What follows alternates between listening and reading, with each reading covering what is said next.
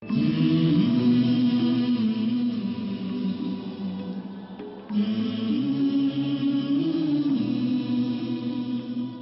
සතුන් මේ දුක්ඛිත සංසාරයෙන් ගලවා ගන්නෙමි.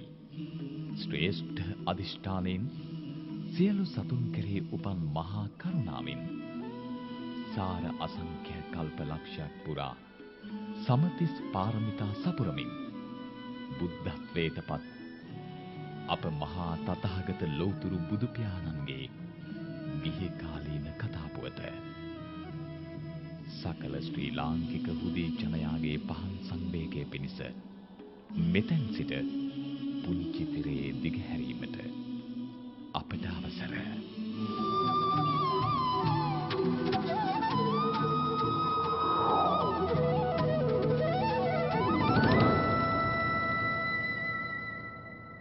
සිද්ධාර්ථ බෝසතුන් පිළිබඳ ඉන්දියාවේ නිෂ්පාදිත මෙම ටෙලිකතා මාලාව ඉන්දියාවේ පවතින ජනප්‍රවාද හා මූලාශ්‍ර පදනම් කරගෙන නිර්මාණය කර ඇත.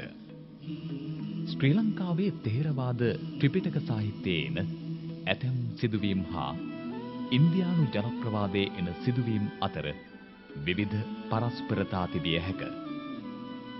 එබැවින් මෙම කතා මාලාව ශ්‍රී ලංකාවට සහ ශ්‍රී ලාංකික ජන විඥාණයට ඔබින ලෙස ප්‍රතිනිර්මාණය කිරීමට අපි මෙපමණ කලක් වැරදරුවෙමු. කතාවලියේ එන ප්‍රධාන චරිත සුද්ධෝදන මහරජතුමා.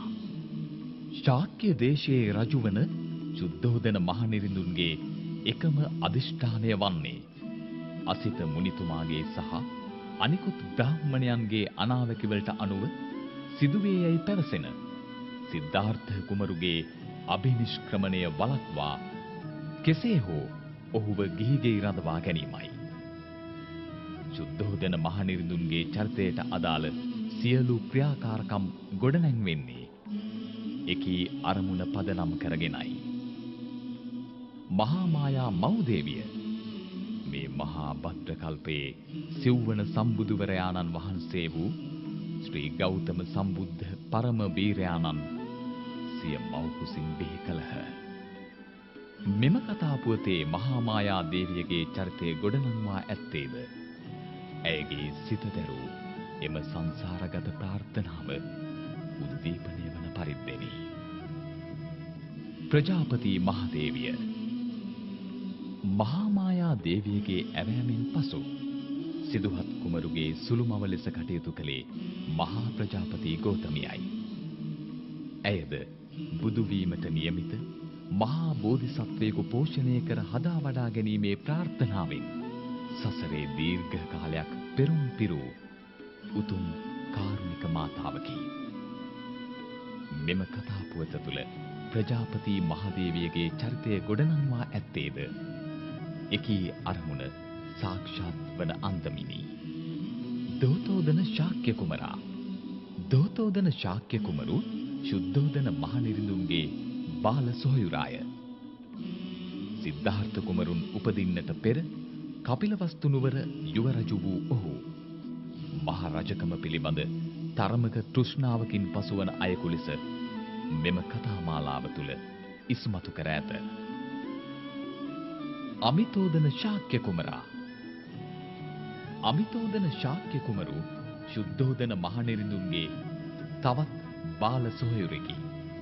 සුද්ධෝදන මහරජුට සහ ශාක්‍ය රාජ්‍යයට ඊටම හිතෛෂීවන්තව පසුවන අමිතෝදන දක්ෂ රණශූරයෙකි. ඔහු තම ඥාති සිද්ධාර්ථ පුත් කුමරුට දැඩි ලෙන්ගතුකමක් දක්වයි. මංගලා දේවිය. මෙම කතා පුවතට අනුව මංගලා දේවි දෝතෝදන ශාක්‍ය කුමරුගේ බිරිඳයි.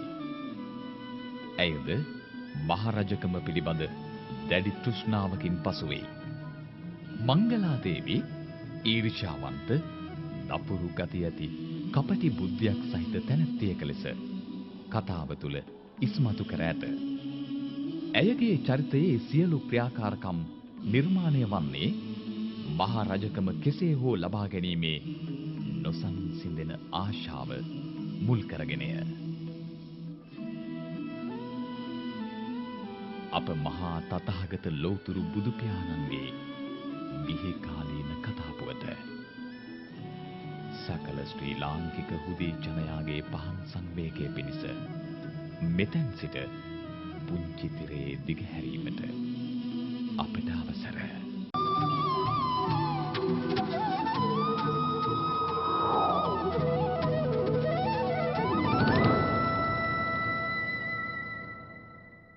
ඉතිහාස පුරාවෘත්තයන් තුළ කොපමණ විරුවන් මුණ ගැසුණද එම කිසිදු විරුවෙකුට සම කළ නොහැකි වූ විශ්වයේ අසම සම විරුවානන්ගේ ලොව පහළවීම. අත්ත දඹදිව යුගයෙන් යුගයට මනුෂ්‍යයන් ධර්මයේ පිහිටුවන්නා වූ බුද්ධිමත් යුග පුරුෂයෝ පහළ වූහ. එහෙත් ඒ කිසිදු යුග පුරුෂයෙකු මිනිසුන් අතර පරම පූජනීයත්වයට පත් නොවිය.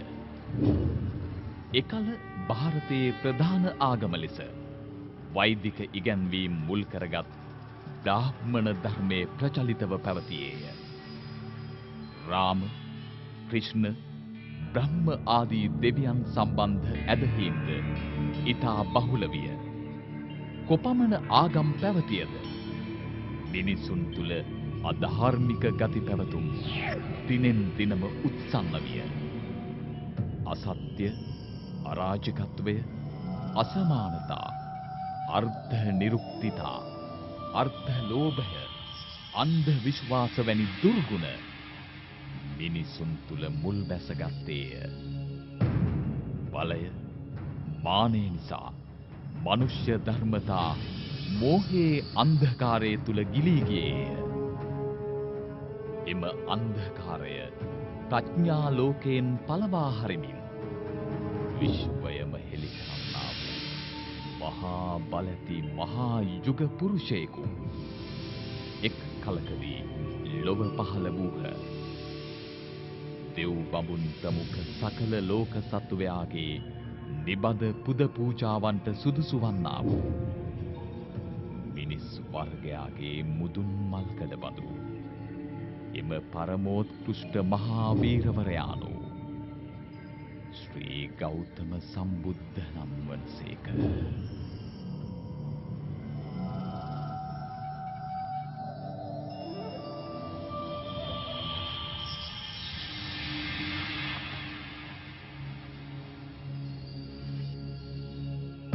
එකල මහා භාරතය මගධ, කෝසල, වත්ස්‍ය හා අවන්ති යනුවෙන් ප්‍රධාන ජනපද 4කට බෙදී පැවතිනි. ජනපද අතර බල අරගලද බහුලව පැවති අතර යුද්ධයට උපන් රණශූරයන් විසූ ශාක්‍ය දේශය මගධ ජනපදයේ ප්‍රමුඛ ස්ථානයේ වැජඹුණේය.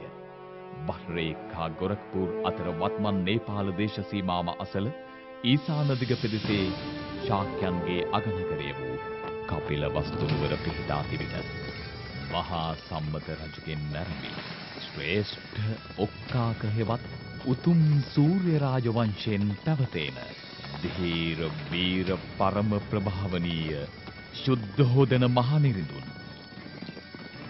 මෙකල කපිලවස්තු හෙවත් කිඹුල්වත් නුවර ප්‍රධාන පාලකයා වශයෙන් කිරුළු තැවීය.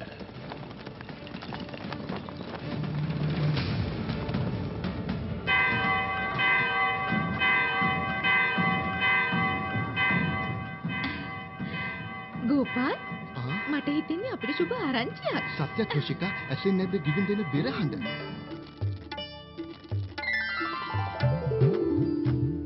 ධීර වීර තෙදවත් මහරජා රුපු කැලහා රණ බිමට වැදී යුද්ධ කලා අසිපත් ලෙලවා ඉන්ජය ලැබුවා රුපු බලය බිඳී ඒ කවුරුද?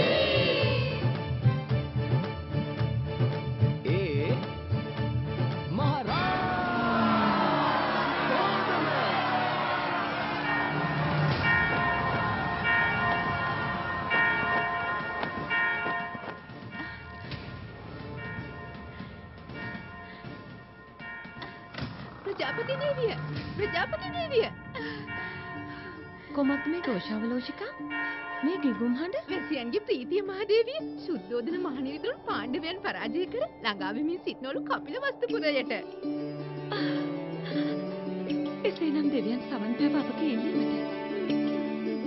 නුඹ මේ පුවත මහමායා දෙවිය වෙත සැලකලාද? නැහැ. එතුමිය දක්නට නැහැ සිරියන් මාලකේ. එසේද? නුඹ එතුණුවල වැසියන්ට දැනුම් දෙන්න. එම පුවත මා විසින්ම සැලකලා සිටිනම් මහදේවිය වෙත.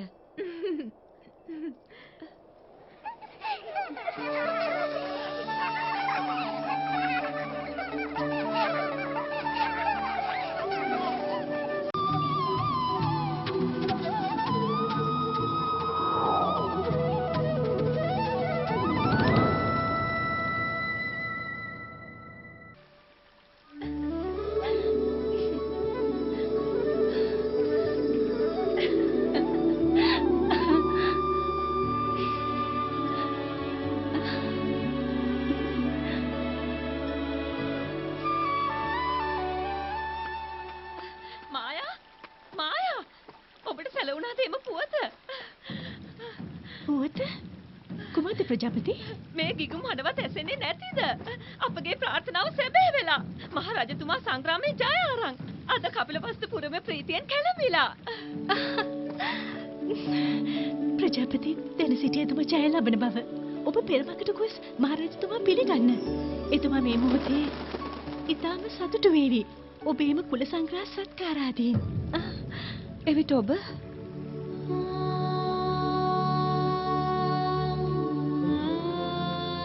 මා කිසි දිනක යුද්ධය අනුමත කළේ නැහැ ප්‍රජාපති. මායා මා පෙරමකට නොයන්නේ මෙවැනි මොහොතක නොහැකි නිසායි මහරජු ඉදිරියේ දුක් වීමට. මා කැමති නැහැ කිසිවෙකුට දුකක් අත්වෙනවට. මායා මහරජතුමා පාණ්ඩවයන් සමග යුද වැදුනේ අපගේ ශාක ජනපදය ආරක්ෂා කර ගැනීමට. කපිලවස්තු පුරය වෙනුවෙන් එතුමා යුද වැදුනේ. එය රාජ ධර්මයක්. මානම් දකින්නේ නැහැ එහි කිසිදු දෝෂයක්. ඔබ පවසන්නේ එතුමා යම් වරදක් නැහැ ප්‍රජාපති නැහැ. මා දොස් පවරනවා නෙවෙයි. අපගේ මහරජතුමාට මට නම් වැටහෙන්නේ නැහැ ඔබ පවසන දෙය. කුමක් වුවත් යුතුයකමක් පැවරී තිබෙනවා. මහරජතුමා පිළිගැනීමට අප යා යුතුයි. මහා වාසල් දොරටු අසලට. ඉතින් ඔබ යන්න.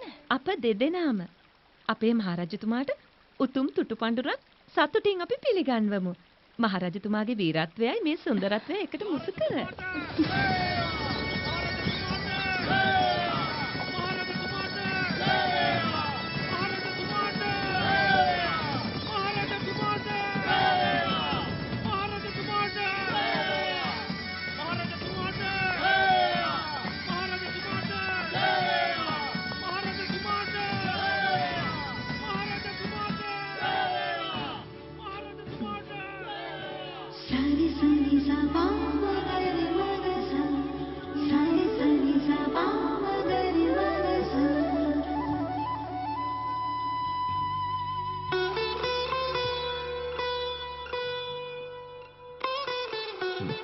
කෙසේද දෝතෝදන වගවිත්ති?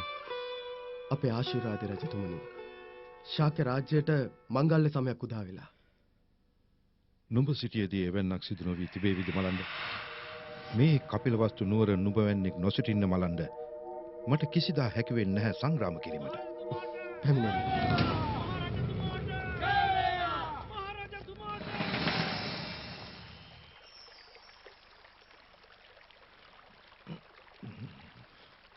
බොහෝ වේදනාවක් ඔබට.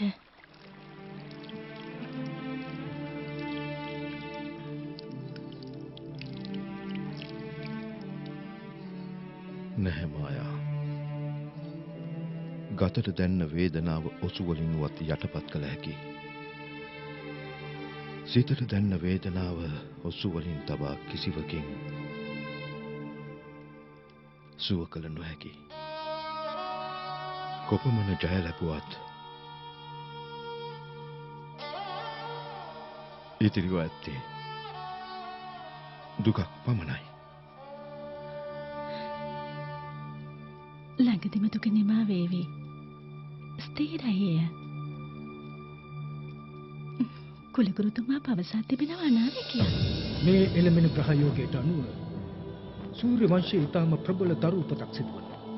පුර 15ක පිටියල දිනක සිකුරු මීන රාශිගත වී පුනාවස නැකත උදාවන විට එම සුබ මුහුර්තය මහා පුරුෂයෙකු මේ පොළොව තලයේ මත පහළ වෙනවා.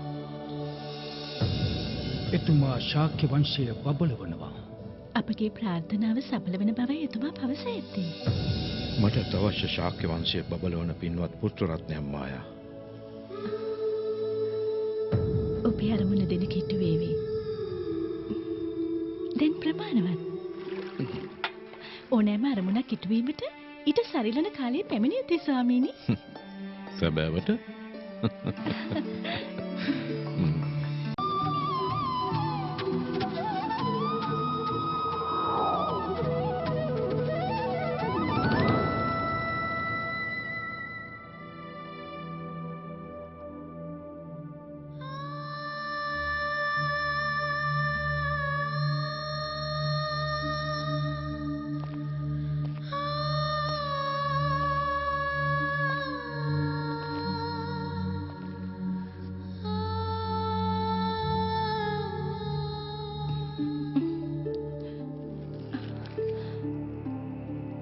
ඔබ මෙහි මා සිතුවේ ඔබ ජයපෙනුලලි කියා ස්වාමීනි.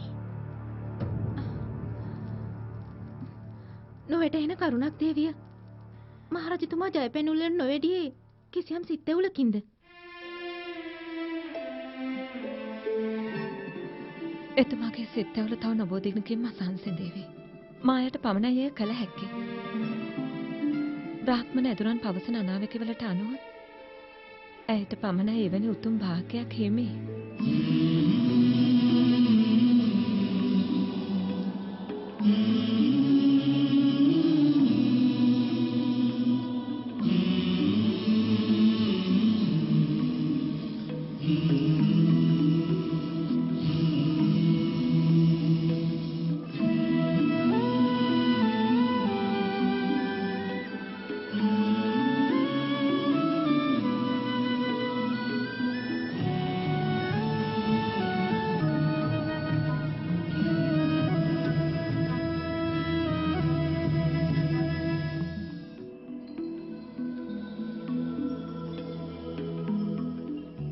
බෝධිසත්වයෝ උතුම් සුදු ඇත් වෙසක්ගෙන එයින් නුදුරු ඇති රන් මුවා පර්වතයෙන් බැස එයින් රිදී පර්වතයට නැගී උතුරු දෙසින් අවුත් රිදී තමක් වැනි වූ සොඬින් සුදු පියුමක් ගෙන කුංචනාද කොට රම් විමනකට පිවිස දේවිය හුන් යහන වට තුන් වටයක් ප්‍රදක්ෂිනා කොට දකුණු ඇලයෙන් දේවියගේ කුසට ඇතුළු වූහ. එකිනෙහිම බෝසතුන්ගේ පිළිසිඳ ගැනීම සිදුවිය.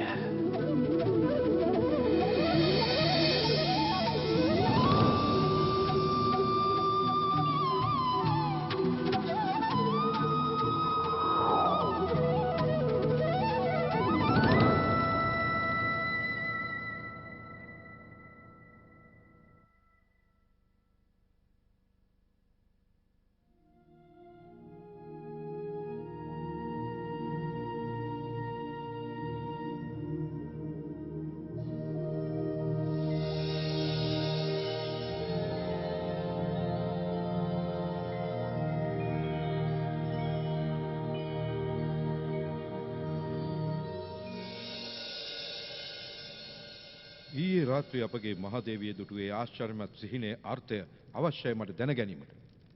රාජ හිතෛෂික කුලගුරු වාචස්පති ප්‍රමුඛ බ්‍රාහ්මණ ඇදුරුතුමනි. කුමක්ද ඒ අద్භූත සිහිනෙන් පැවසෙන්නේ?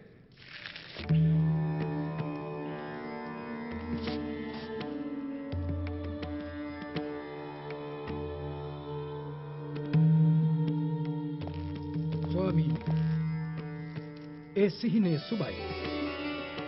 ඒ සිහිනේ අර්ථය මහා දේවිය කුසින් ආකාශයේ මහ පොළොව සහිත විශ්ව අවකාශයේ මුළුල්ලේ අගරජ වන චක්‍රවර්ති රාජයෙකු පහළ වන බව. ආශිර්වාද වේවා මහා දේවිය පිළිසිඳගෙන.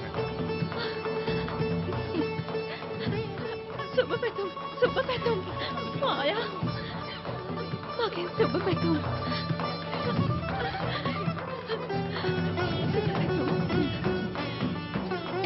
මගේ සුබ පැතුම් මහදේවී.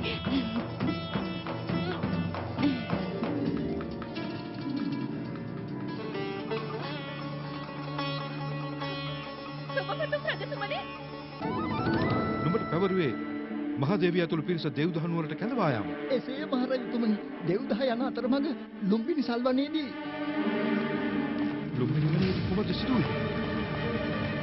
සූර්යයා ලුම්බිනි වනයේදී කුමක්ද සිදු වූයේ?